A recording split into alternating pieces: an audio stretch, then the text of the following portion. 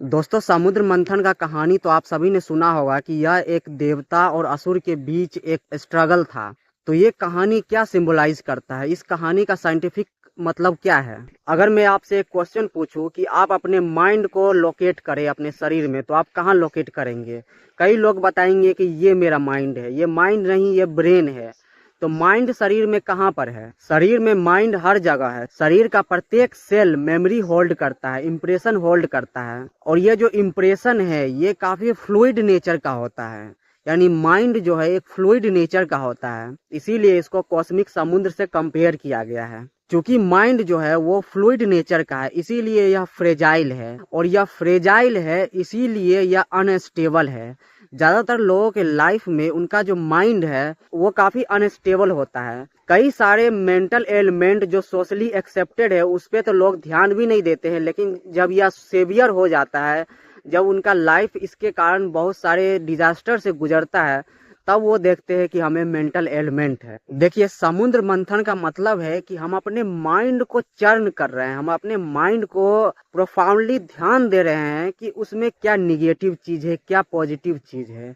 जो हमारा negative thought है, जो कंपल्सिव कार्मिक इंस्टिंक्ट है, या जो ऐसे इमोशंस हैं जो हमें बहुत सारी चीजों से रोकती है, उसको असुर कहा गया है। एक फेमस असुर का नाम है महिषासुर। महिषासुर का मतलब क्या होता है? Beastly nature.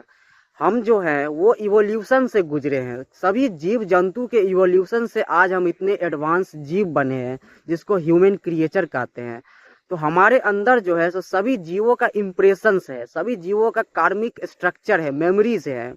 और कभी कभी ऐसा होता है कि ये जीव जो है, ये इम्प्रेशंस जो है, ये एक्सप्रेस होने लगते हैं। तो आप देखते होंगे कई लोग जानवर जैसा प्रवृत्ति शो करते हैं। तो महिषासुर जो है वो भी एक सिंबॉलिक है। और देव क्या है? देव वो हमारे पॉजिटिव वाइब है, पॉजिटिव एनर्जी है, जो हमसे अच्छा काम करवाता है, जो हमें आनंद देता है। तो समुद्र मंथन का यह मतलब हुआ कि यह स्ट्रगल है between negative energy and positive energy. तो इसके लिए हमारा जो माइंड है उस पे मंथन किया जाता है। और इस मंथन से क्या निकलता है? अमृत निकलता है। अमृत मतलब एनलाइटनमेंट, अमृत मतलब विजडम।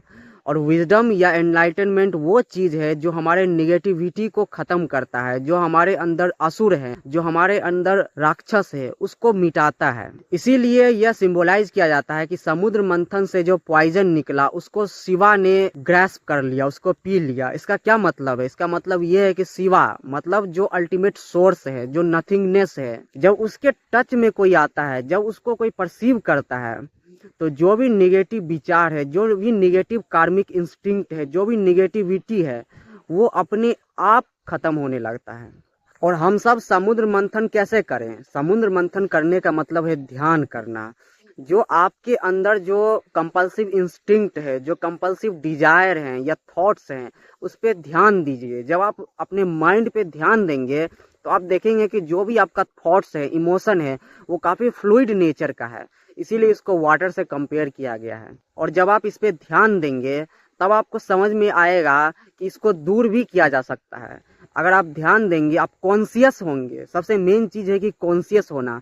अगर आप कॉन्शियस हो गए तो ये जो भी निगेटिव चीजें हैं, जो असुर हैं, वो अपने आप दूर हो जाएंगे। और उसके बाद जो आपको मिलेगा उसको कहते हैं अमृत। अमृत जो आपको इमोर्टैलिटी देता है, जो आपको इनलाइटनमेंट करता है, जिससे आप आनंदमय बनते हैं, एक्सटेसी प्राप्त करते हैं। तो हमारे जो भी पंडित हैं, जो धर्माचार्य हैं, वो समुद्र मंथन को सिर्फ एक स्टोरी के रूप में प्रदर्शित करते हैं। उसका जो रियल एसेंस है, जो साइंटिफिक रीजन है कि समुद्र मंथन के पीछे का क्या सिंबॉलिक महत्व है, या हमारे लाइफ पर और हमारे डे टू डे वर्क को कैसे अच्छा कर सकता है, इससे हम कैसे अपने आप को ट्रांसेंड कर सकते हैं, कैसे हम अपने अल्टीमेट नेचर को जान सकते हैं, कैसे हम अपने अलग अलग तरह के विकारों को दूर कर सकते हैं, इस सब चीज़ों पे बात नहीं करते हैं। लेकिन वो सिर्फ एक स्टोरी, एक मेटाफर के तौर पे सिर्फ दिखा देते हैं और लोग यही सुन करके इंटरटेन हो जाते हैं। क्लास 11 में मेरा एक मैथ का टीचर थे, वो फॉर्मूला को याद कराते थे मुहावरा और चुटकुलों की मदद से। तो बहुत सारे स्टूडेंट ऐसे होते थे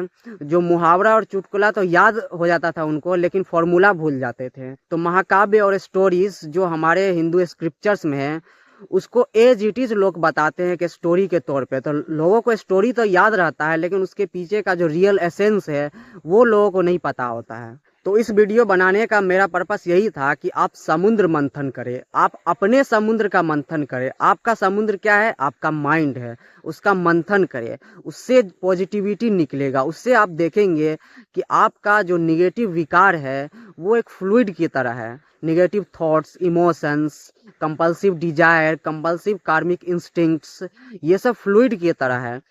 आप जब इस पे ध्यान देंगे तब आप देखेंगे कि इसको भी दूर किया जा सकता है। और जब आप इसको दूर कर देंगे तो आपको क्या मिलेगा? अमृत मिलेगा। अमृत मतलब एनलाइटनमेंट, विजडम, ट्रांसेंडेंस, जो आपको लिबरेशन में मदद करेगा। चलिए, बहुत बहुत धन्यवाद।